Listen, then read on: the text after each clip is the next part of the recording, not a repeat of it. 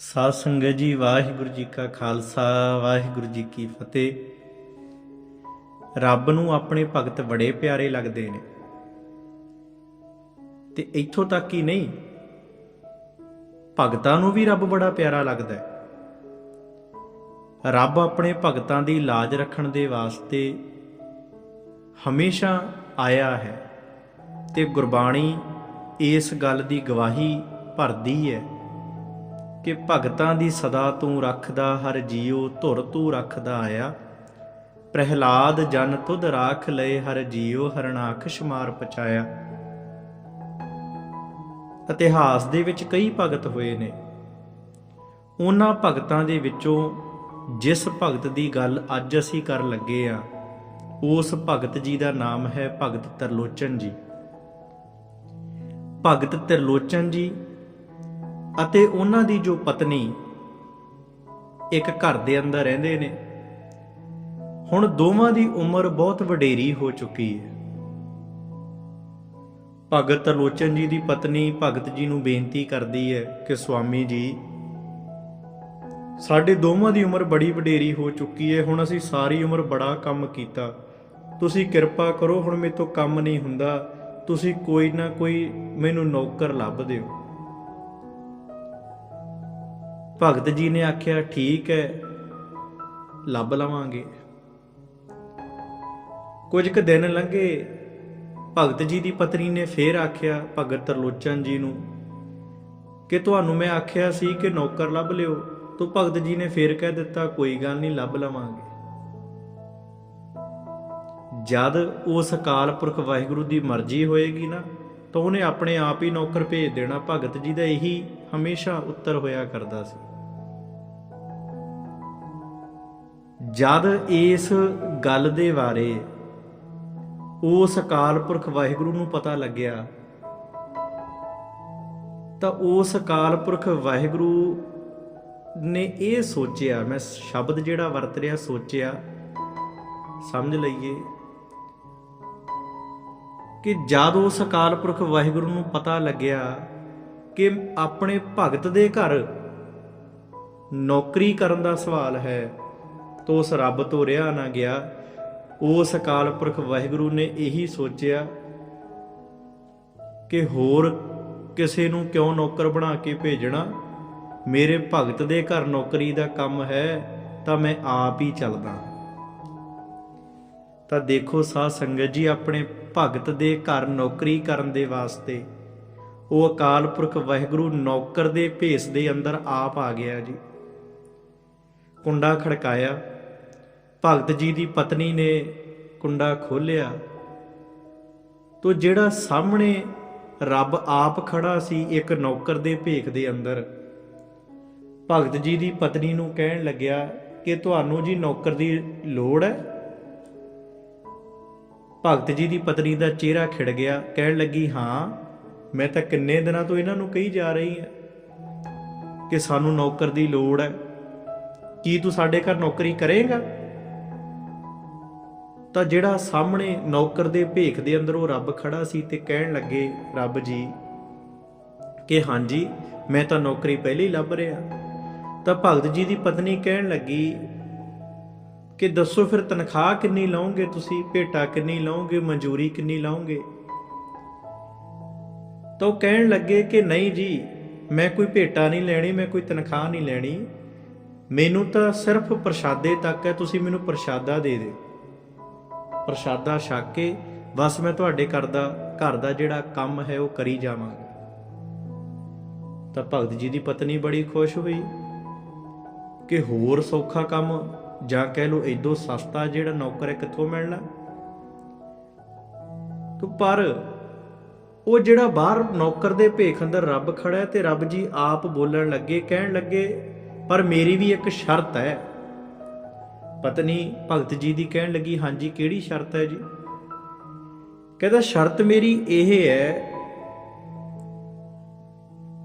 ਕਿ ਤੁਸੀਂ ਮੇਰੀ ਕਿਤੇ ਵੀ ਨਿੰਦਾ ਨਹੀਂ ਕਰਨੀ ਹੈ।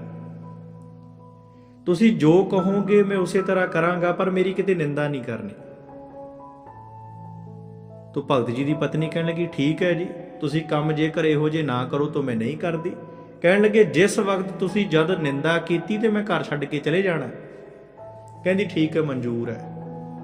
ਹੁਣ ਦਿਨ ਰਾਤ ਰੱਬ ਜੀ ਜਿਹੜੇ ਨੌਕਰ ਦੇ ਭੇਖ ਅੰਦਰ ਨੇ ਭੱਜੇ ਫਿਰਦੇ ਨੇ, ਕਦੇ ਕਿਹੜਾ ਕੰਮ ਕੀਤਾ, ਕਦੇ ਕਿਹੜਾ ਕੰਮ ਕੀਤਾ। ਭਗਤ ਜੀ ਦੀ ਪਤਨੀ ਵੀ ਬੜੀ ਖੁਸ਼ ਹੈ। ਤੇ ਸ਼ਾਮ ਦੇ ਵੇਲੇ ਭਗਤ ਤਰਲੋਚਨ ਜੀ ਆਏ ਤੇ ਭਗਤ ਤਰਲੋਚਨ ਜੀ, ਹੁਣ ਭਗਤ ਤਾਂ ਉਸੇ ਵੇਲੇ ਹੀ ਪਛਾਣ ਲੈਂਦੇ ਨੇ ਵੀ ਸਾਹਮਣੇ ਕੌਣ ਹੈ ਜੀ। ਭਗਤ ਜੀ ਨੇ ਉਸੇ ਵੇਲੇ ਪਛਾਣ ਲਿਆ ਇਹ ਤਾਂ ਖੁਦ ਅਕਾਲ ਪੁਰਖ ਵਾਹਿਗੁਰੂ ਜੀ ਆਪ ਆਏ ਹੋਏ ਨੇ। ਉਸ ਅਕਾਲ ਪੁਰਖ ਦੇ ਚਰਨਾਂ ਦੇ ਵਿੱਚ ਬੰਦਨਾ ਕੀਤੀ ਤੋਂ ਕਹਿਣ ਲੱਗੇ ਜੀ ਤੁਸੀਂ ਮੇਰੇ ਉੱਤੇ ਏਡਾ ਭਾਰ ਕਿਉਂ ਚੜਾਇਆ? ਅਸੀਂ ਤਾਂ ਤੁਹਾਡੇ ਘਰ ਦੇ ਗੋਲੇ ਆ, ਤੁਸੀਂ ਮੇਰੇ ਘਰ ਦਾ ਨੌਕਰਪੁਣਾ ਕਰ ਰਹੇ ਹੋ ਜੀ। ਤੋ ਕਹਿਣ ਲੱਗੇ ਅਕਾਲ ਪੁਰਖ ਵਾਹਿਗੁਰੂ ਜੀ ਕਿ ਜਿੱਥੇ ਵੀ ਭਗਤ ਜਨ ਮੇਰਾ ਨਾਮ ਜਪਦੇ ਨੇ ਨਾ, ਉਸ ਜਗ੍ਹਾ ਦੇ ਉੱਤੇ ਮੈਂ ਹਾਜ਼ਰ ਹੁੰਨਾ।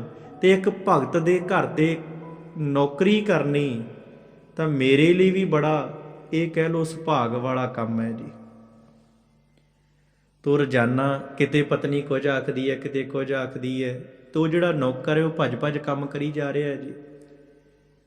ਪਰ ਅੱਜ ਜਦ ਪ੍ਰਸ਼ਾਦਾ ਛਕਣ ਲੱਗਿਆ, ਪ੍ਰਸ਼ਾਦਾ ਛਕਿਆ, ਰੋਜ਼ਾਨਾ 2 ਪ੍ਰਸ਼ਾਦੇ ਛਕਦੇ ਸੀ। ਪਰ ਪਤਨੀ ਨੇ ਸੋਚਿਆ ਕਿ ਦੇਖਾਂ ਤਾਂ ਸਹੀ ਇਹਦੀ ਭੁੱਖ ਕਿੰਨੀ ਕੁ ਹੈ। ਰੋਜ਼ਾਨਾ 2 ਪ੍ਰਸ਼ਾਦੇ ਦਿੰਨੀ ਹੈ, 2 ਪ੍ਰਸ਼ਾਦੇ ਛਕ ਲੈਂਦਾ ਹੈ, ਅੱਗੇ ਨਹੀਂ ਕੁਝ ਮੰਗਦਾ। ਦੇਖਾਂ ਤਾਂ ਸਹੀ ਕਿੰਨਾ ਕੁ ਭੁੱਖ ਲੱਗੀ ਹੈ ਇਹਨੂੰ। ਹੁਣ ਭਗਤ ਜੀ ਦੀ ਪਤਨੀ ਨੇ 1 ਪ੍ਰਸ਼ਾਦਾ, 2 ਪ੍ਰਸ਼ਾਦੇ, 3 ਪ੍ਰਸ਼ਾਦੇ, 4 ਪ੍ਰਸ਼ਾਦੇ, ਹੌਲੀ ਹੌਲੀ ਕਰਦਿਆਂ ਪੂਰਾ ਜੋ ਆਟੇ ਵਾਲਾ ਡੱਬਾ ਸੀ ਸਾਰੇ ਗੁੰਨ ਦਿੱਤਾ, ਸਾਰੇ ਵਿਹਲਾ ਹੋ ਗਿਆ। ਪਰ ਉਸ, ਇਹ ਕਹਿ ਲਓ, ਉਸ ਰੱਬ ਦੀ ਜਿਹੜਾ ਨੌਕਰ ਦੇ ਭੇਖ ਅੰਦਰ ਹੈ, ਉਹ ਅਜੇ ਵੀ ਉਹਨੇ ਨਾ ਤਾਂ ਆਪ ਨਹੀਂ ਮੰਗੀ, ਪ੍ਰਸ਼ਾਦਾ ਆਪ ਨਹੀਂ ਮੰਗਿਆ। ਪਰ ਭਗਤ ਜੀ ਦੀ ਜੋ ਪਤਨੀ ਹੈ ਨਾ, ਉਹ ਮਨ ਦੇ ਵਿੱਚ ਸੋਚ ਰਹੀ ਹੈ ਵੀ ਇੰਨੀ ਜ਼ਿਆਦਾ ਭੁੱਖ। ਹੁਣ ਆਖਦੀ ਹੈ ਵੀ ਦੇਖਦੇ ਆ ਹੋਰ ਕਿੰਨੀ ਕੁ ਭੁੱਖ ਹੈ, ਘਰ ਦੇ ਵਿੱਚ ਤਾਂ ਪਰ ਆਟਾ ਹੈ ਨਹੀਂ। ਹੁਣ ਨਾਲ ਗੁਆਂਢ ਦੇ ਵਿੱਚ ਗਈ ਤੇ ਗੁਆਂਢ ਦੇ ਵਿੱਚ ਜਾ ਕੇ ਆਪਣੀ ਗੁਆਂਢਣ ਤੋਂ ਆਟਾ ਮੰਗਦੀ ਹੈ। ਗੁਆਂਢਣ ਕਹਿਣ ਲੱਗੀ ਭੈਣੇ ਤੁਸੀਂ ਅੱਗੇ ਤੱਕ ਤੇ ਆਟਾ ਲਿਆ ਨਹੀਂ। ਤੋ ਭਗਤ ਜੀ ਦੀ ਪਤਨੀ ਕਹਿਣ ਲੱਗੀ ਕੀ ਦੱਸਾਂ ਭੈਣੇ, ਜਿਹੜਾ ਸਾਡੇ ਇੱਕ ਘਰ ਦੇ ਵਿੱਚ ਨੌਕਰ ਹੈ ਨਾ, ਇਹ ਤਾਂ ਰੱਜਦਾ ਹੀ ਨਹੀਂ, ਪਤਾ ਹੀ ਨਹੀਂ ਇਹਦੇ ਢਿੱਡ ਲੱਗਿਆ ਜਾਂ ਖੂਹ ਲੱਗਿਆ। ਬੜਾ ਕੁਝ ਬੋਲੀ ਜੀ, ਚਾਹੇ ਮਜ਼ਾਕ ਵਿੱਚ ਬੋਲੀ, ਜਿਵੇਂ ਮਰਜੀ, ਪਰ ਅੱਜ ਰੱਬ ਦੀ ਨਿੰਦਾ ਹੋ ਗਈ। ਜਦ ਆਟਾ ਲੈ ਕੇ ਘਰ ਵਿੱਚ ਆਈ, ਸਾਰੇ ਪਾਸੇ ਲੱਭਦੀ ਫਿਰਦੀ ਹੈ, ਅੱਜ ਉਹ ਨੌਕਰ ਕਿਤੇ ਦਿਖਾਈ ਨਹੀਂ ਦਿੰਦਾ ਜੀ। ਭਗਤ ਜੀ ਨੂੰ ਪੁੱਛਦੀ ਹੈ ਵੀ ਜਿਹੜਾ ਘਰ ਵਿੱਚ ਨੌਕਰ ਸੀ ਆਪਣਾ ਕਿੱਥੇ ਹੈ? ਭਗਤ ਜੀ ਕਹਿਣ ਲੱਗੇ ਵੀ ਮੈਨੂੰ ਤਾਂ ਪਤਾ ਨਹੀਂ, ਮੈਂ ਤਾਂ ਆਪ ਹੁਣੀ ਆਇਆ, ਘਰ ਦੇ ਵਿੱਚ ਤਾਂ ਕੋਈ ਨਹੀਂ ਸੀ। ਤਾਂ ਭਗਤ ਜੀ ਦੀ ਪਤਨੀ ਕਹਿੰਦੀ ਮੈਂ ਤਾਂ ਆਟਾ ਲੈਣ ਗਈ ਸੀ ਤੇ ਮੈਂ ਤਾਂ ਉਹਨੂੰ ਪ੍ਰਸ਼ਾਦੇ ਲਾ ਕੇ ਦੇਣੇ ਸੀ। ਤਾਂ ਭਗਤ ਜੀ ਕਹਿਣ ਲੱਗੇ ਤੁਸੀਂ ਉਹਨਾਂ ਦੀ ਨਿੰਦਾ ਕੀਤੀ ਹੋਣੀ ਹੈ ਜਿਹੜੀ ਉਹਨਾਂ ਨੇ ਪਹਿਲਾਂ ਸ਼ਰਤ ਰੱਖੀ ਸੀ। ਤਾਂ ਭਗਤ ਜੀ ਦੀ ਪਤਨੀ ਕਹਿਣ ਲੱਗੀ ਨਹੀਂ, ਮੈਂ ਤਾਂ ਕੋਈ ਨਿੰਦਾ ਨਹੀਂ ਕੀਤੀ ਜੀ। ਕਹਿਣ ਲੱਗਾ ਜ਼ਰੂਰ ਕੀਤੀ ਹੋਏਗੀ। ਫਿਰ ਚੇਤੇ ਕਰਕੇ ਆਖਣ ਲੱਗੀ ਹਾਂ, ਮੈਂ ਗੁਆਂਢਣ ਕੋਲੇ ਬੜਾ ਕੁਝ ਬੋਲੀ ਸੀ ਇਸ ਨੌਕਰ ਦੇ ਬਾਰੇ। ਤੋ ਭਗਤ ਜੀ ਕਹਿਣ ਲੱਗੇ ਉਹ ਆਪਣੇ ਬਚਨਾਂ ਦਾ ਪੱਕਾ ਹੈ, ਤੇ ਹਾਂ ਤੂੰ ਉਸ ਗੁਆਂਢਣ ਕੋਲ ਤਾਂ ਕੀ, ਉਹ ਤਾਂ ਘਟ ਕੇ ਅੰਤਰ ਕੀ ਜਾਣਤ, ਉਹ ਤਾਂ ਹਰ ਇੱਕ ਘਟ ਦੇ ਰਵੇ ਦੇ ਬਾਰੇ ਉਹਨੂੰ ਤਾਂ ਜਾਣਕਾਰੀ ਹੈ, ਕਿਉਂਕਿ ਉਹ ਨੌਕਰ ਨਹੀਂ ਸੀ, ਉਹ ਤਾਂ ਅਕਾਲ ਪੁਰਖ ਵਾਹਿਗੁਰੂ ਆਪ ਹੀ ਆਏ ਹੋਏ ਸੀ। ਤੋ ਸਾਧ ਸੰਗਤ ਮੱਥੇ ਦੇ ਉੱਤੇ ਭਗਤ ਜੀ ਦੀ ਪਤਨੀ ਨੇ ਹੱਥ ਮਾਰਿਆ ਤੇ ਆਖਿਆ ਮੇਰੇ ਤੋਂ ਆਹ ਕੀ ਹੋ ਗਿਆ? ਉਸ ਅਕਾਲ ਪੁਰਖ ਵਾਹਿਗੁਰੂ ਤੋਂ ਮੈਂ ਇੰਨਾ ਕੰਮ ਕਰਵਾਉਂਦੀ ਰਹੀ। ਤੋ ਉਹਦੇ ਅੱਗੇ ਹੱਥ ਜੋੜੇ ਕਿ ਮੈਨੂੰ ਮਾਫ ਕਰ ਦਿਓ। ਤੋ ਸਾਧ ਸੰਗਤ ਜੀ, ਉਸ ਅਕਾਲ ਪੁਰਖ ਵਾਹਿਗੁਰੂ ਦੇ ਜਿੰਨੇ ਗੁਣ ਗਾਏ ਜਾਣ ਉਨੇ ਥੋੜ੍ਹੇ ਨੇ, ਤੇ ਜਦ ਉਹਦੇ ਗੁਣਾਂ ਨੂੰ ਗਾਵਾਂਗੇ ਸਾਡੇ ਹਰ ਕੰਮ ਨੂੰ ਸਵਾਰੇਗਾ। ਪਰ ਜੇਕਰ ਉਹਦੀ ਅਸੀਂ ਨਿੰਦਾ ਕਰੀ ਜਾਵਾਂਗੇ ਤਾਂ ਪੰਜਾਬੀ ਦੀ ਪਰ ਕਹਾਵਤ ਹੈ ਕਿ ਚੰਨ ਤੇ ਥੁੱਕਿਆਂ ਆਪਣੇ ਮੂੰਹ ਤੇ ਪੈਂਦਾ ਹੈ। ਤੋ ਇਸ ਕਰਕੇ ਉਸ ਅਕਾਲ ਪੁਰਖ ਵਾਹਿਗੁਰੂ ਦੀ ਜੇਕਰ ਨਿੰਦਾ ਵੀ ਕਰਾਂਗੇ ਨਾ, ਤਾਂ ਪਾਤਸ਼ਾਹ ਫਰਮਾਉਂਦੇ ਨੇ ਵੱਡਾ ਨਾ ਹੋਵੇ ਘਾਟ ਨਾ ਜਾਏ। ਸਾਡੇ ਵੱਡੇ ਕਹਿਣ ਦੇ ਨਾਲ ਉਹਨੇ ਵੱਡਾ ਨਹੀਂ ਹੋਣਾ, ਛੋਟੇ ਕਹਿਣ ਨਾਲ ਉਹਨੇ ਛੋਟਾ ਨਹੀਂ ਹੋਣਾ। ਹੋਈਆਂ ਭੁੱਲ ਚੁੱਕਾਂ ਦੀ ਖਿਮਾ, ਵਾਹਿਗੁਰੂ ਜੀ ਕਾ ਖਾਲਸਾ ਵਾਹਿਗੁਰੂ ਜੀ ਕੀ ਫਤਿਹ।